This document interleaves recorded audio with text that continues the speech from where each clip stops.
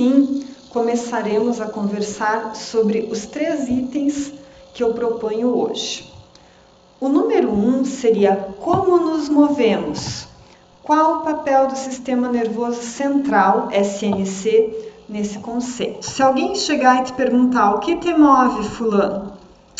São meus músculos, ora. Ou seja, o nosso sistema nervoso central, alguns vão dizer que é o cérebro, mas existem várias outras estruturas anatômicas envolvidas, eles fornecem um comando para que os nossos músculos se contraiam e tracionem os nossos ossos, gerando movimento.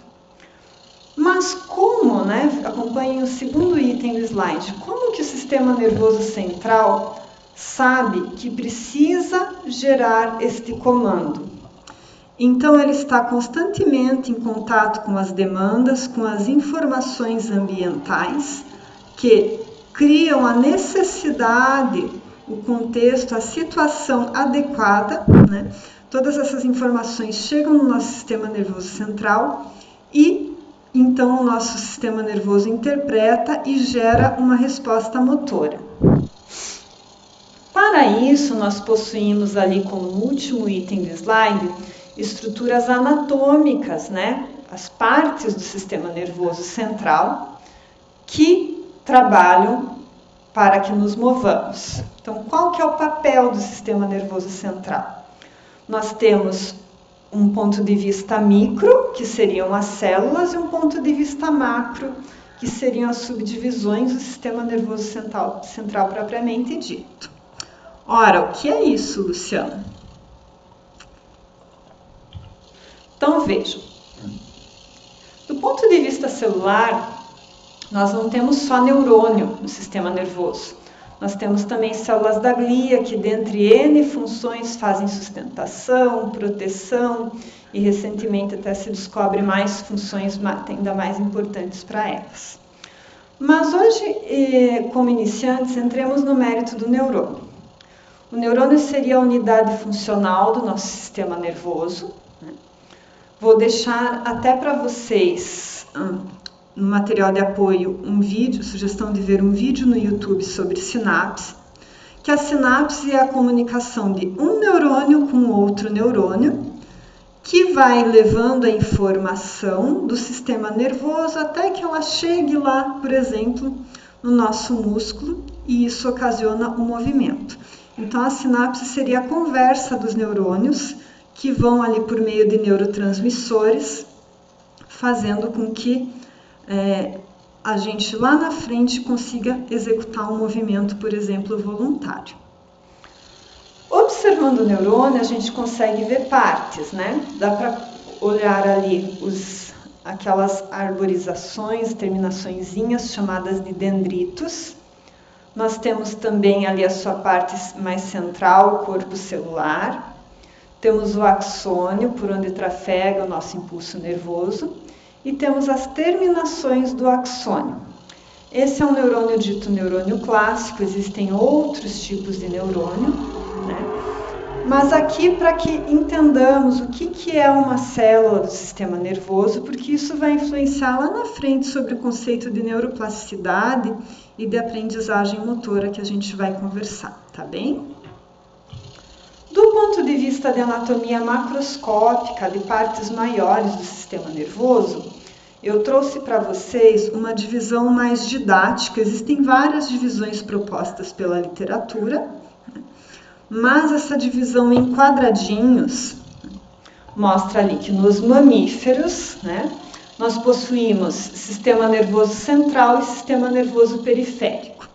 Diz-se periférico aquilo que não é envolto pela proteção de ossos, e sistema nervoso central aquilo que possui ossos, ou seja, tudo que está dentro da minha caixa craniana e que também está ali a medula que está protegida pelas minhas vértebras. Os nervos, os prolongamentos que saem dessa estrutura seria o sistema nervoso periférico. Então, conversemos sobre o sistema nervoso central.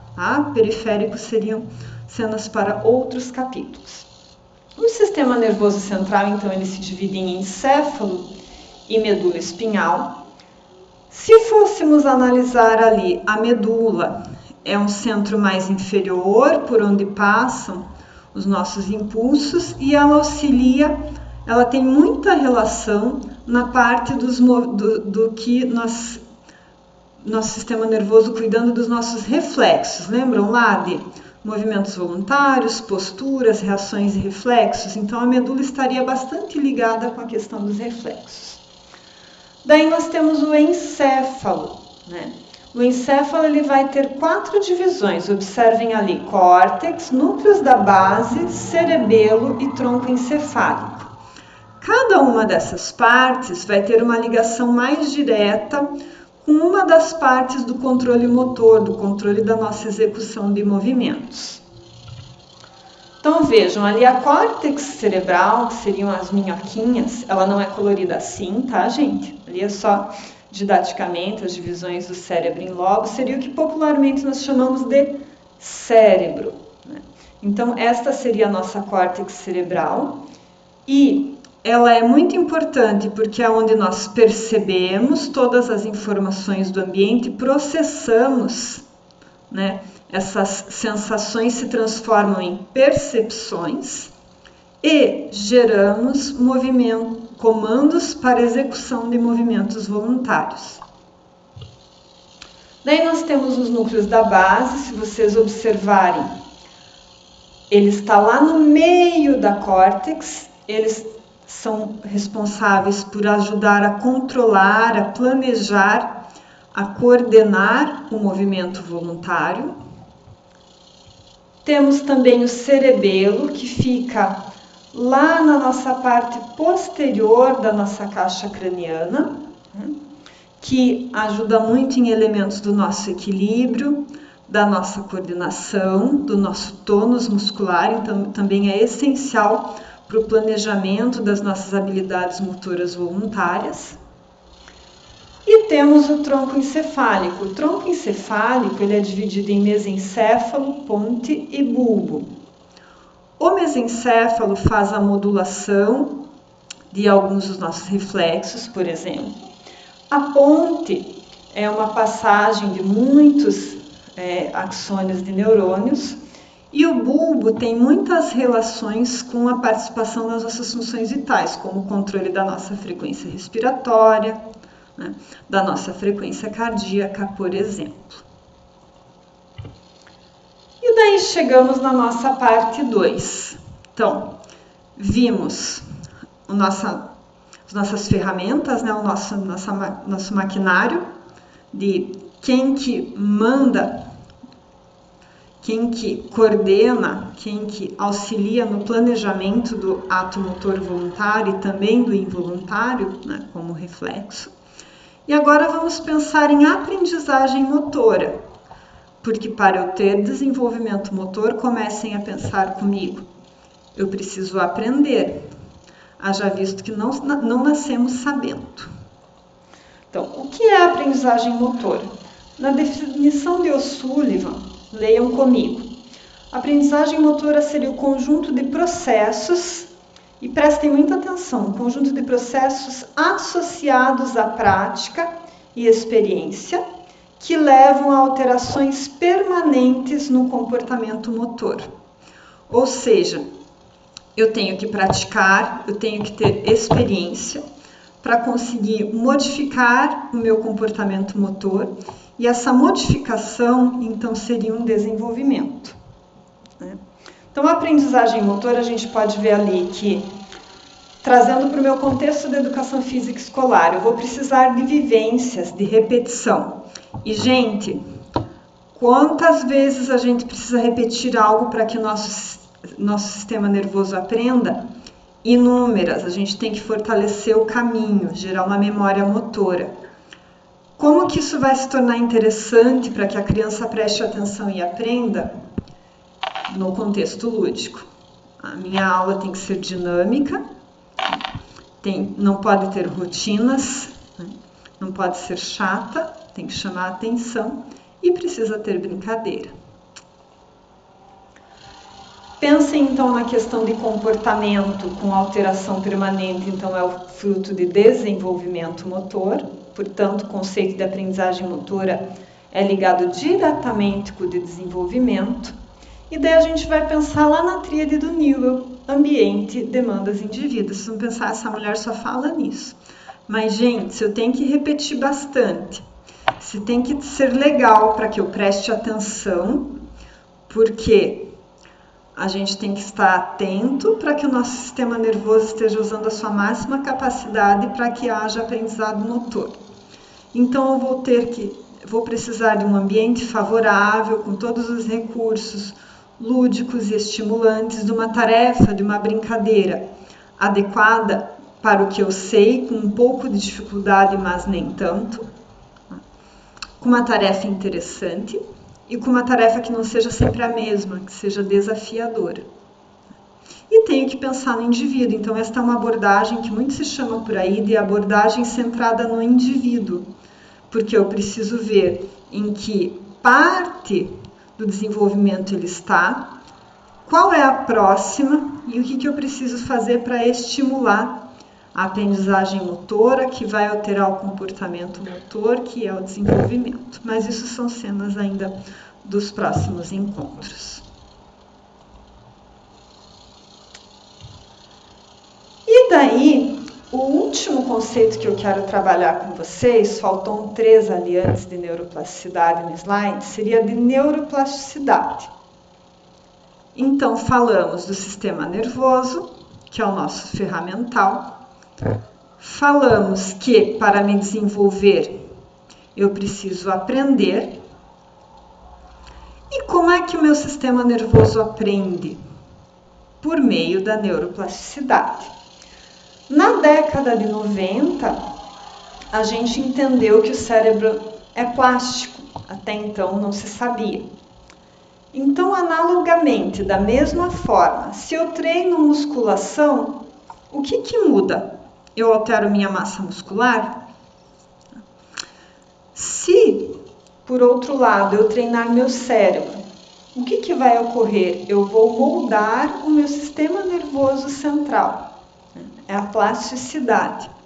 E o que isso tem a ver com o desenvolvimento motor? Então, eu convido vocês para que assistamos juntos a explicação da professora Cláudia Bellani, que é mestre em neurociências, pesquisadora em neuroplasticidade, docente das faculdades IBRAT, e ela vai nos contar, na visão dela, o que seria a neuroplasticidade. Nos primórdios da neurociência, acreditava-se que o cérebro era uma estrutura rígida, ou seja, que ele não teria capacidade de adaptar-se frente a eventos externos. A neurociência moderna compactua da ideia que o sistema nervoso ele é uma estrutura plástica, uma estrutura dinâmica, é uma estrutura reativa. E a isso chama-se plasticidade neural, que é então a capacidade que o nosso sistema nervoso tem de moldar-se frente a estímulos. Didaticamente, a gente divide a plasticidade em 3 estágios. A plasticidade do desenvolvimento, que é aquela plasticidade guiada pela demanda do meio ambiente, então são as transformações, tanto morfológicas quanto funcionais, que estão acontecendo no nosso cérebro mediante a demanda do meio ambiente. É considerado, então, este o período crítico da plasticidade ontogenética. E aí eu tenho a plasticidade da aprendizagem, ou seja, cada vez que eu aprendo alguma coisa, seja cognitivamente ou motoramente, eu formo uma memória para esta função, ou cognitiva ou motora. E isso se repercute em alterações plásticas e funcionais também no meu cérebro. E o terceiro estágio da plasticidade é a plasticidade pós-lesão, onde as células nervosas têm que se readequar, se readaptar para a função mediante o evento lesivo. E como estamos falando de plasticidade neural, não podemos deixar de esclarecer que esta plasticidade, essas alterações, elas acontecem a nível histológico. Então, eu posso ter, por exemplo, um aumento da proliferação dos espinhos dendríticos, eu posso ter um aumento da arborização dendrítica, eu posso ter a formação de colaterais axonais e eu posso ter também alterações neuroquímicas específicas, como, por exemplo, um aumento da produção de um neurotransmissor para melhorar a efetividade sináptica, ou seja, é o sistema nervoso se adequando a diferentes eventos por demanda. Isso é a plasticidade neural.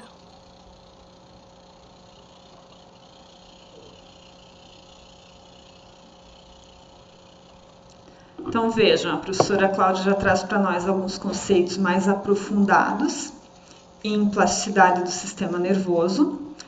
Ela fala também sobre o conceito de comunicação entre as células, de neurotransmissão.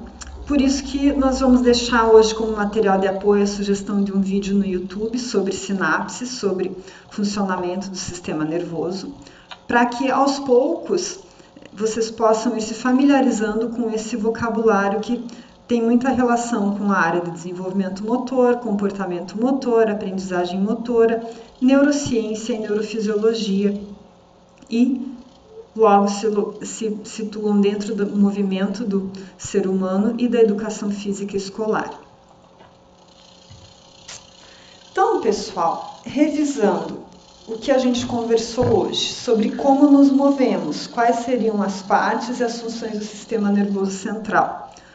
Nós podemos enxergá-lo do ponto de vista das células, que nós temos as células da glia e as células neuronais. As células neuronais fazem sinapse entre si e contribuem para que ocorra o ato motor voluntário, a habilidade motora voluntária. Temos o controle motor do ponto de vista anatômico de estruturas maiores, né, como o nosso sistema nervoso se dividindo em central e periférico. Central teríamos o encéfalo e a medula.